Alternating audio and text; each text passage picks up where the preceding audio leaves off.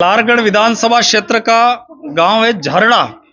वहां पे अवैध रूप से आबकारी के लोगों ने मिलके एक शराब कलाली खुलवा दी और शराब की कलाली खुलने से महिलाएं और बच्चे और सब परेशान। उसी झरड़ा में शराब पीकर एक व्यक्ति ने 5-6 साल पहले, जो मुझे अभी ज्ञात हुआ, कि एक 7 साल की बच्ची के साथ रेप कर दिया था।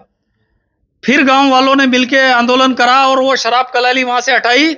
लेकिन दुर्भाग्य से मंदसौर जिले का प्रशासन और मध्य प्रदेश का मुख्यमंत्री, जो अपने आप को ढोंग करता है और कहता है मैं जो है धार्मिक स्थलों से मैं ये जो है शराब कलालियां हटा रहा हूं, तो क्या धार्मिक स्थलों से शराब कलाली हटाना और हमारे क्षेत्र में लगाना और हमारे क्षेत्र के लोगों अधार्मिक कहना, मैं सोचता हूं यह कतई ठीक नहीं है।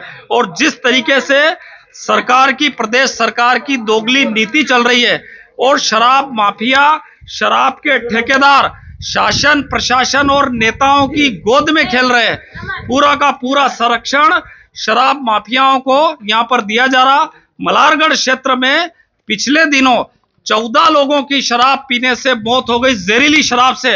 आप आश्चर्य करेंगे कि सरकारी दुकान से जहरीली शराब मलारगढ़ क्षेत्र में बटी और उससे लोगों की मौत हुई, लेकिन सरकार के लोग कोई सुनने को तैयार नहीं है। सारे के सारे गटर मस्ती करने में लगे हुए हैं। आज सारी बहनें हमारी यहाँ पर आई हुई है, सारे जो हमारे किसान लोग यहाँ पर आए हुए हैं और इस लड़ाई को पूरी ताकत के साथ लड़ेंगे।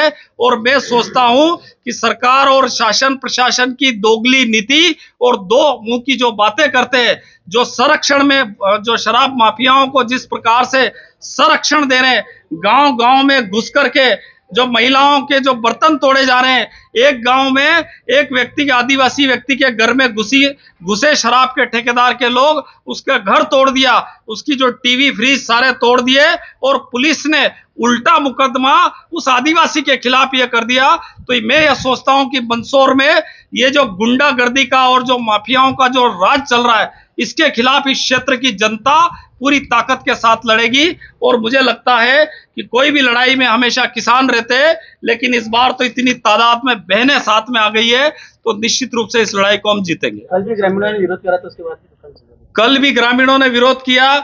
टीआई साहब ने उनको आश्वासन दिया कि जब तक निराकरण नहीं होता, इन्होंने चक्का जाम किया था महिलाओं ने, तो उन्होंने कहा जब तक निराकरण नहीं हो जाता तब तक शराब नहीं बिकेगी। और जैसे ही टीआई साहब और तहसीलदार साहब वहीं थे और उसी टाइम पे जो शराब बिकना शुरू हो गई। कुल मिला के सरकार का पेट भरना, इसलिए शराब बिक रही है।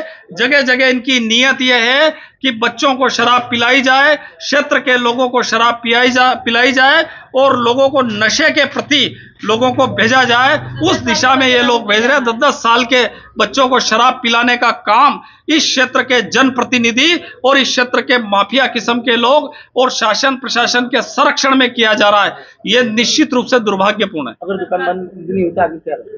दुकान बंदी हुई तो चूंकि हम लोग गांधीवादी तरीके से आंदोलन करेंगे और जब तक हमारी मांगों को नहीं माना जाता तब तक हम लोग हड़ताल, भूख हड़ताल, जो संवैधानिक अधिकार है, जो देश के लोकतंत्र में जो संविधान ने हम लोगों को अधिकार दिए, उन अधिकारों का उपयोग करते हुए लड़ाई लड़ेंगे।